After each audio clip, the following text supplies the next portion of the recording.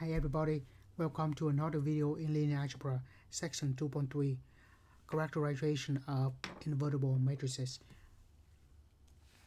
Right. This is a very good section to review what we have in chapter 1 and up to this point. Right, so what we have on the previous section is that if A is invertible matrix, then A transpose is also invertible matrix. So this is what we just already know from previous section, but still on chapter 2. So we have this chapter 2, and of course we're going to have this. If A is invertible, so is the A transpose, and these two are the definition of the inverse matrices. So those are from chapter 2. Also from previous section we say that when A is row equivalent to n by n identity matrix. So that is the principle. Remember, in order to find the inverse by hand, what we used was just going to put the matrix and then the inverse, the identity on one side, and then do reduce row echelon form. If we have identity matrix on the left hand side, then the right hand side we will have inverse. So when we do the reduced row echelon form for A, that's going to give us the identity matrix. So that's what we have also. So all of this in chapter 2, pretty much previous section. And now with that, it implies directly if it is row equivalent to identity matrix. Remember, identity matrix 1 0 0 0 and 0 1 0 0 and 0 and so on. So pretty much we have all 1 on the diagonal and 0 everywhere else, and this is square matrix. So then n rows and n columns, and we have 1 on the diagonal. So that means we have going to have n pivots position, right? Now we have n by n matrices, so this is going to be a square with n by n matrices with n pivot position. Now if we have n rows and n columns, that means, remember, a matrix n rows and we have n pivots, so we could say that there are two characterizations here. If n pivots in n rows and n columns, so we I'll write that as two things. There's n rows, so an n pivot, so we can say pivot on every row.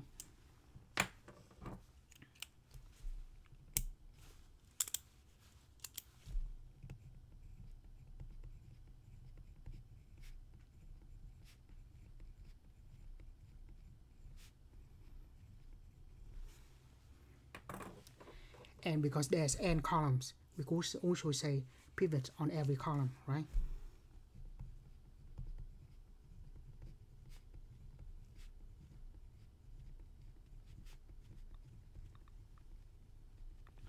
Because if the pivots on every column, that is equivalent to say there's no free variable.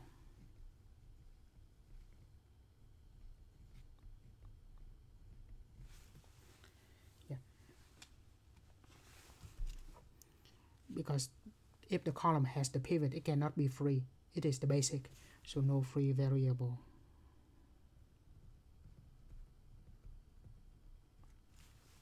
Right. Before we continue, let's review what we have on chapter 1. Right. We have two scenarios here. On this one, we have what? Pivot on every columns, right? 2 columns. Of course, we're not talking about the right hand side here. And on this one, we have the pivot on every row. So let's look at each case first. The first one, pivots on every row.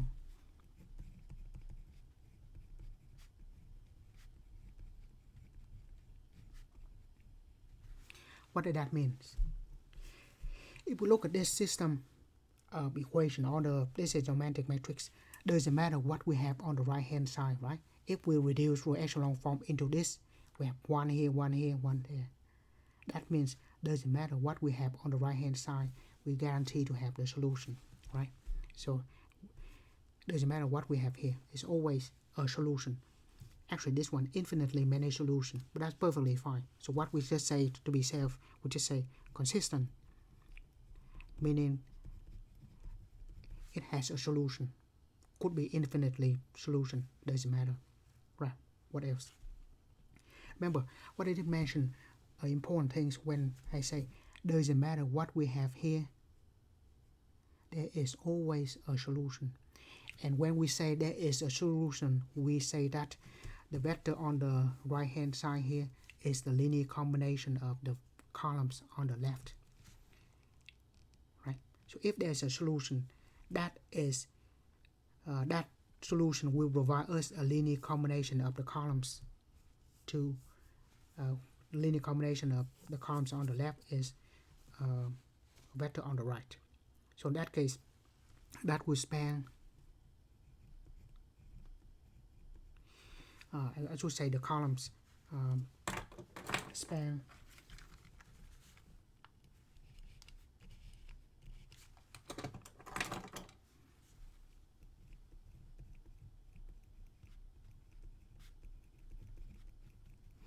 in this case there are three the vector has three components. We just say span R3.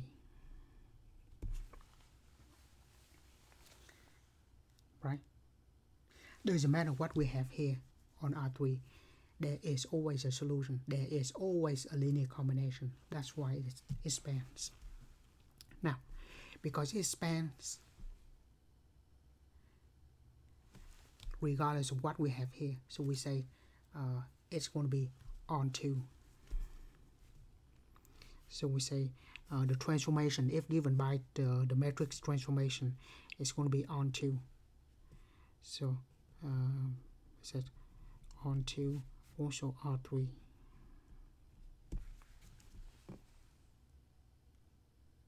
Right. Now, if we go back to section 1.9, I think, page 42, and we have this characterization. It is on 2, column of A span Rm has pivot on every row. So that's exactly what we have in that case. So just a common sense, I hope, by this point. So once again, pivot on every row, guaranteed to have a solution. That's why it is consistent.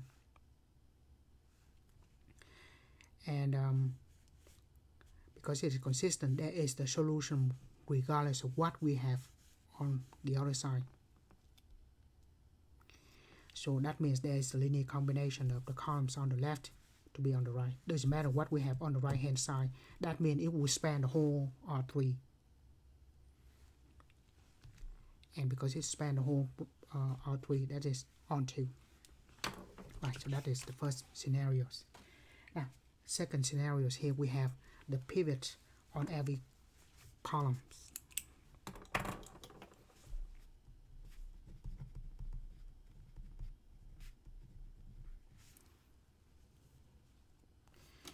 That should not be plural, but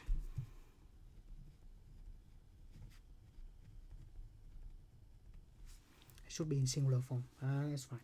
So if we have pivots on every columns, on all columns, that means obviously there's no room for free variable, right? So this is equivalent to say no free variable.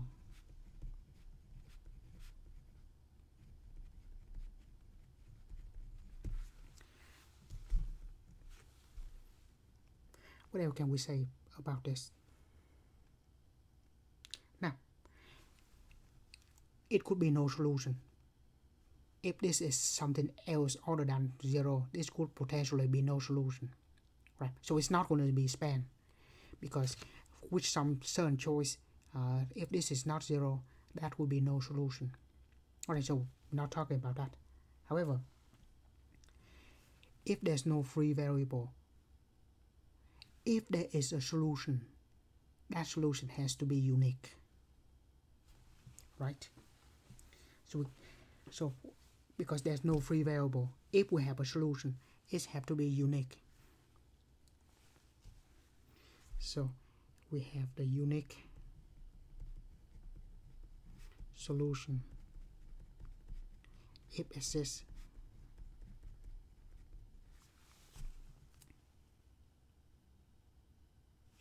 because no free variable. Now, consider a very special case when all of them are zeros. If all of them are zeros, that is called a homogeneous system of equation. And if it is unique, meaning that homogeneous equation only has trivial solution. So only trivial solution, meaning the solution of zeros.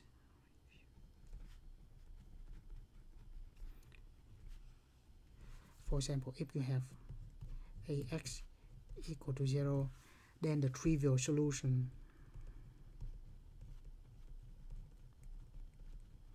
is going to be the 0 vector itself. Right. So because the solution is unique, and in this case, if it is equal to 0, then the trivial solution is the only solution. Right. Now all that means is also the definition that link together between what we have on page 28, I think, section 1.7. It says that the columns of matrix A are linearly independent if and only if the equation has only trivial solution. So that will link to linearly independent.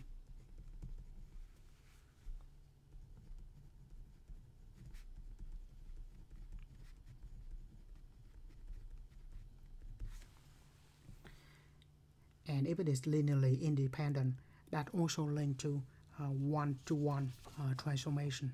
Now, back to page 42 on section 1.9, one-on-one transformation. So we have no infinitely many solutions. The columns of A are linearly independent. So we have linearly independent, and this is also the one-to-one transformation, and equivalent to no free variable, or the pivot on every column. Right. Now, so I put in this case, the reason I write the pivot on every row first, because that's probably the first thing we see. Most of the problem when I given the matrix and ask some question, I said, let's put that reduced row echelon form and we see what happened. If we have pivot on every row, that means consistent, either one solution or infinitely solution.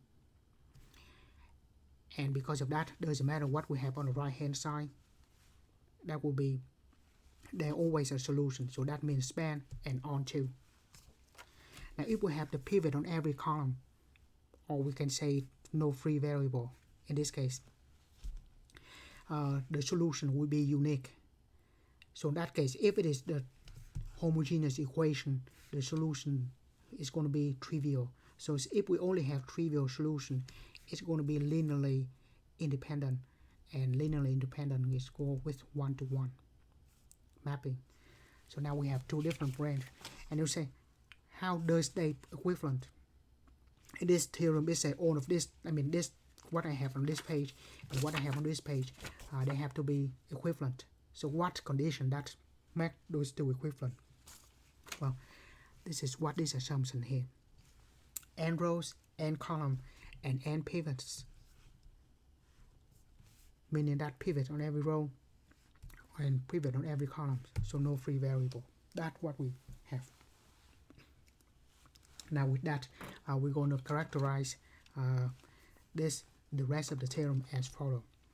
Now, if we have the pivot on every column, no free variable, meaning that we only have the trivial solution. So those go together. I will use the circle. And if we only have trivial solution, or we say no non-trivial solution, that is the same thing as linearly independent. And this is going to be one-to-one. So linearly independent, one-to-one, only trivial solution. Those property goes together. Those are equivalent to each other by itself. And then next, if we have the pivot on every row, that guarantee that will be at least one solution. I'm going to say it. That's going to be pivot on every row, therefore it has a solution or consistent. And if it has solution, that means doesn't matter what we choose on the right hand side, there is a solution, there is a linear combination. So the column span Rn and the map is going to be on2. So those three things equivalent, and those three things equivalent are given by these properties. This two we have here, and the thing that makes this link together is that because it is the square matrix and it is equivalent to the identity matrix, so it has n pivots, and so n rows, so pivots on every row, pivot on every column.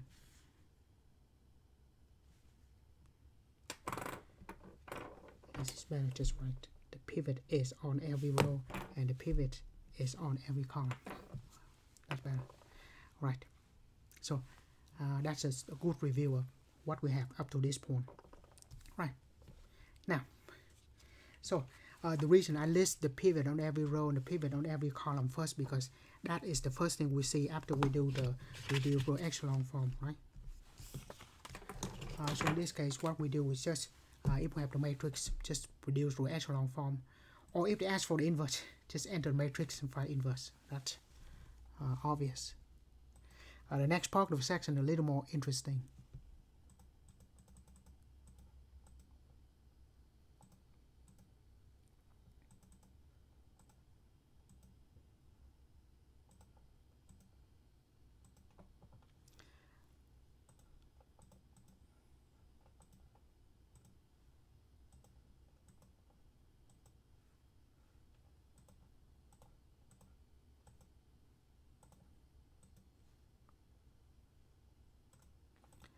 Yeah, and this one I don't see right away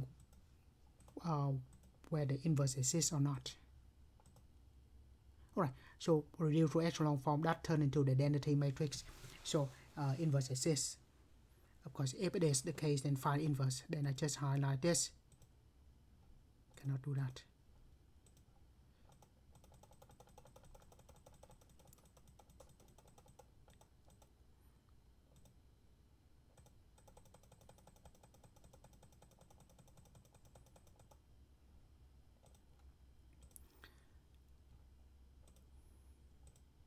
Right, like I said, it's no big deal. If we just ask to find inverse, having a calculator is fine. By the way, if you're using the online calculator, just enter the matrix. Just enter the matrix in the identity matrix, reduce to echelon form, then you can find inverse. So it's not that difficult to find inverse if we have technologies. So in this case, what we say is because reduced to echelon form of A is equal to the identity matrix, so A inverse exists, and in that case we say that of course then we find the inverse. Of course I'm just going to write the answer. Of course previous section when we do this by hand it took about 10 minutes. This one probably will take even longer time because all of the fraction here, and that is if I do everything, if we do everything perfectly. If we make one small mistake, we will not get the inverse correctly. Right, so reduce to echelon form, if it is equal to identity matrix, that inverse exists. So always say equivalent to identity matrix. Because of that, we have n pivots. So pivots is on every row, pivot is on every column. Right. One thing I want to mention is the last one here. Because A is invertible, the A transpose is also invertible. So what we have earlier is that when we say the columns of A form a linearly independent set, the row of A also form a linearly independent set. Because if we transpose that, the row become the column, or the column become the rows, and the set of those columns or the set of those rows will be linearly independent. Right? So keep that in mind.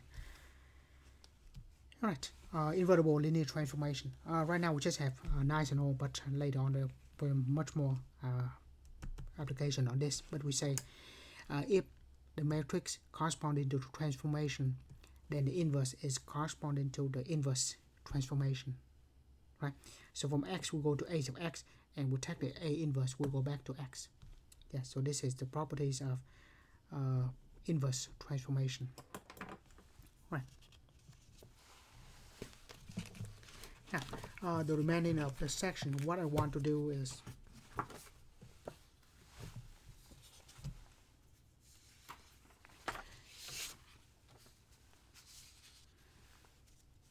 this exercise, which is I think it's good.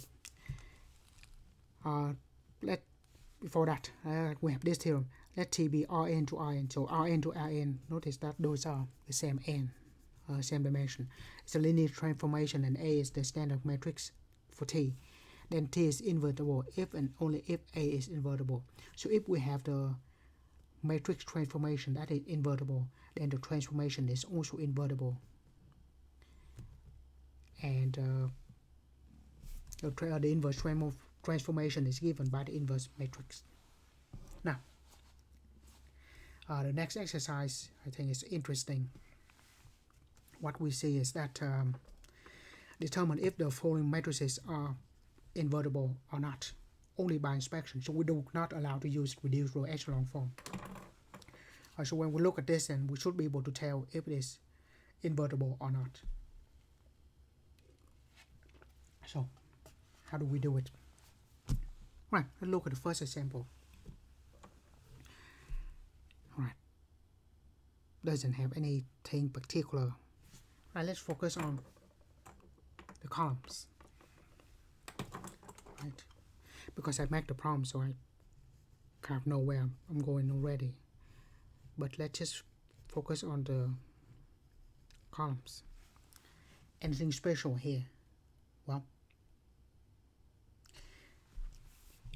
if you take the first column multiplied by -2, you get the second or the third column, right? Because this is A, so I say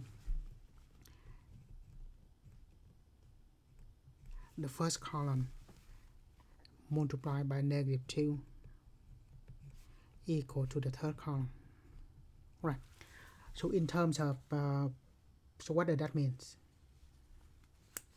That means we have a vector and the other vector twice as long pointing in opposite direction. So if this is the case, it cannot be linearly independent, because linearly independent, all of the vectors have to point in different kind of independent like this, meaning that missing one of them is not an option. I mean, all three of them point three different directions like this, right? So if I have the vector in the same plane, all I need is these two. These two together can generate the third vector on the same plane. But if I have the vector outside like this, all three vectors like this is linearly independent. So my point is, if you can have one vector can be generated by the others, it cannot be linearly independent. So because of the third column can be generated by the first column, so we say that this is not linearly independent. The columns are not linearly independent. And by the whole theorem we have previously, if that is the case, if it's not, the columns are not linearly independent, it cannot be invertible. So this is not invertible, or we can say singular matrix.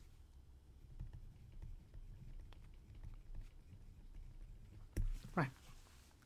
So we don't have to do the math. Right, next. What's so special about this?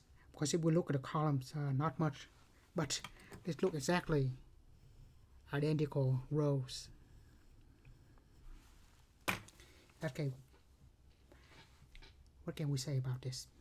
Of course, if we do the reduced row echelon form, or we do the row operation, subtract those two rows will give us 0. Right, so if we have the whole row 0, that means that row does not have a pivot. So remember, required to have pivot on every row. If that is the case, it's not invertible.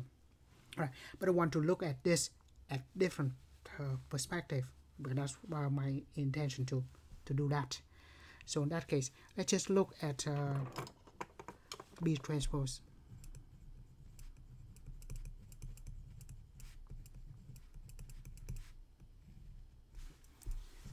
So I have 2, 3, 4, 2, 3, 4, 1, 2, 3.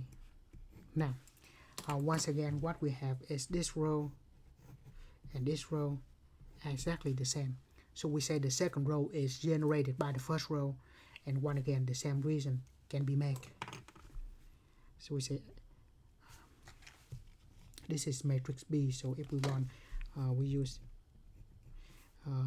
that is for the first column of B is the same as the second column of B. So that means the columns are not linearly independent.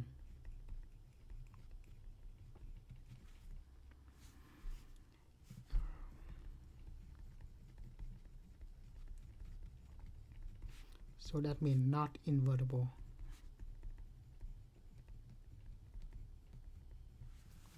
Right. So whether it is a row or a column, if they one of them are multiple of the others, we can say it's not invertible.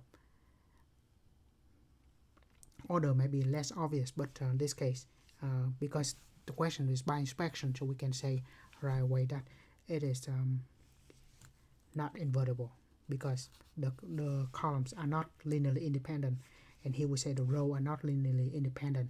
When we transpose it, it becomes a column, and that will work out just fine. Right, next, this one. Well, all the columns look different, so there's no way we can generate the others, and same thing for row. Right, what we see here is that this one, even though it's not a reduced row echelon form, we do have the echelon form, right? There's three, not really one, not the leading one, but at least called the pivot, because there's 0 below that, and this is on the echelon form. So this is echelon form.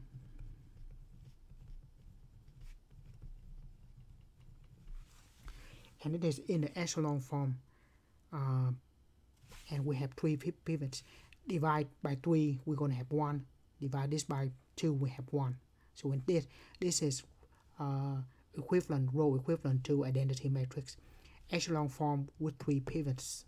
So in this case we have 3 pivots on a 3 by 3 matrix. So 3 pivots on 3 rows, or could be 3 columns.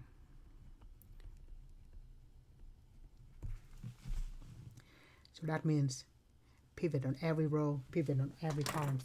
That means we have both of this, but more importantly, when we have the pivot on every row, pivot on every column, that is invertible.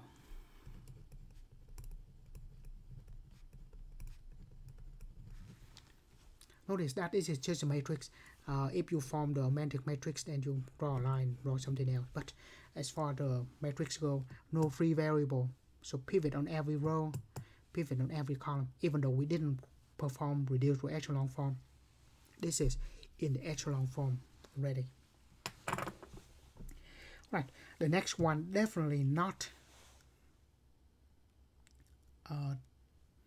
echelon form, because below that is 1. However, if we consider the transpose, if we write the row become the column, row becomes a column, and row become the column. Once again, this is in echelon form.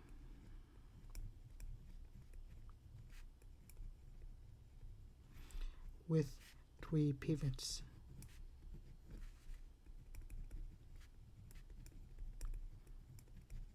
On 3 rows and on 3 columns. So once again,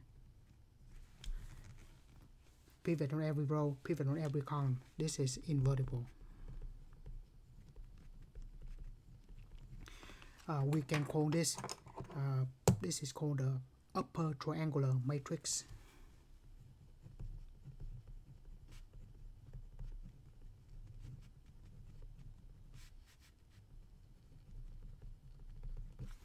And this is the lower triangular matrix.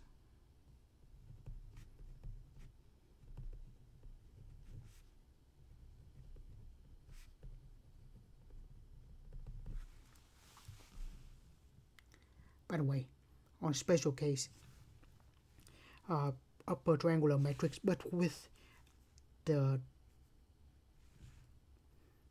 special case here where we have the pivot on the, diagonals are non-zero. If we have 0 on the diagonals, then of course, in that case, we're missing a pivot on the row or the column. So upper triangular matrix with diagonals not equal to 0. And this is of course with diagonal not equal to 0.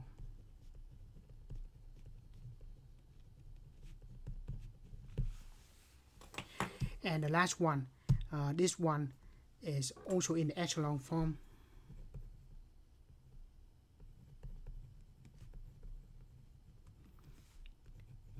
But we only have 2 pivots. So we're missing a pivot on this column, or we're missing a pivot on this row, or one of them is enough to say that this is not invertible.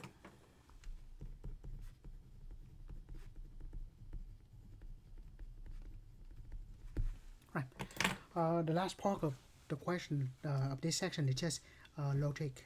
It said, suppose that for certain n by n matrix where statement 7 in the first theorem is not true. So this is statement number 7.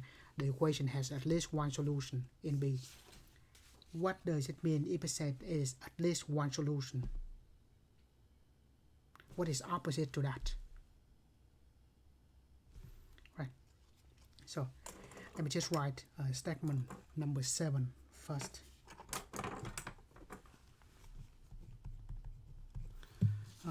Seven is that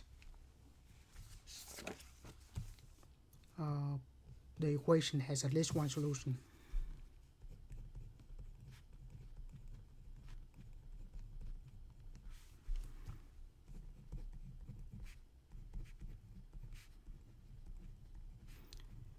At least one solution.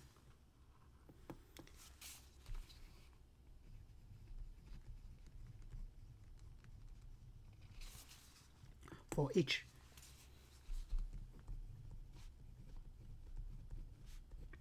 That means doesn't matter what B is in Rn. Right, so that is the statement 7. So what is when the case not true? Right. So the opposite to this statement is that, like I said, it works for every B. Now, when we say something that works for every one of them, if we want to negate that statement to make it not true, we only need one counter example. So the opposite to this is when it's not true, statement 7.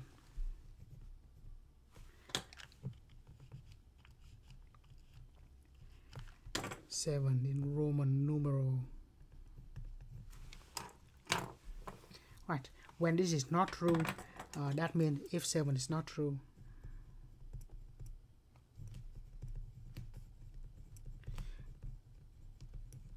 when we say it's true, it has to be for every B in Rn. So if it's not true, then we say we only need this.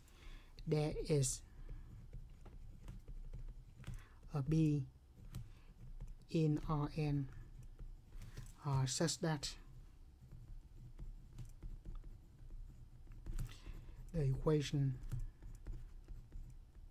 has no solution.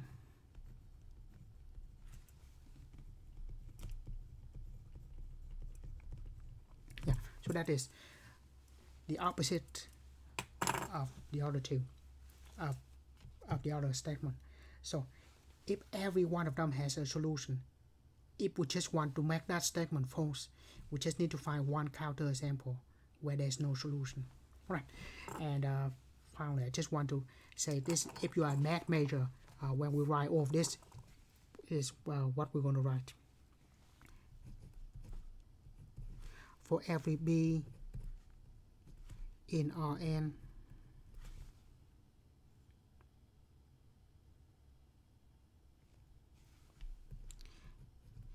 there always a solution x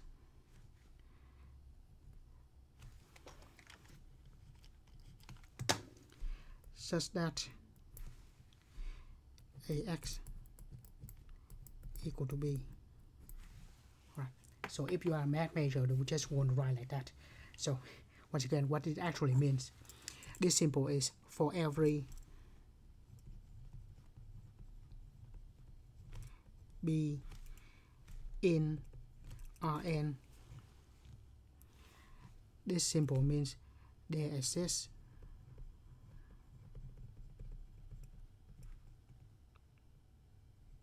that simple. There exists x. That means there is a solution, and this is such that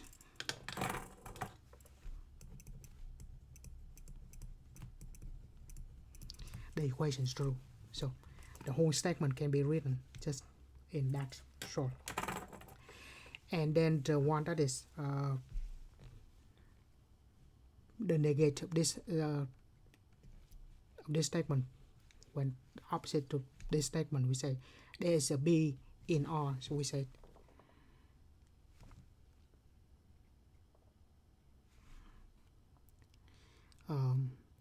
there exists a b in Rn such that I don't have to write this, we just say ax equal to b has no solution. I think we just said, I mean, our solution equal to empty set, something like that. We just say this one has no solution.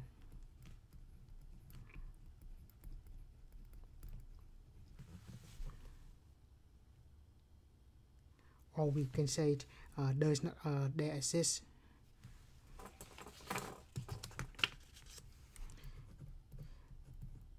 b in Rn such that there's no x such that, oh, anyway, that's rather confusing. Just stick with this. But of course, yeah. So maybe we look at another book on the older book. They tend to write like that. So this is the upside down a is for every that symbol is in or is an element of that symbol is there exists, and that symbol is such that. Anyway, I just thought I'd put that here. Right, so with this, we finish section 2.3. As always, thank you for watching, and see you in another video in linear algebra.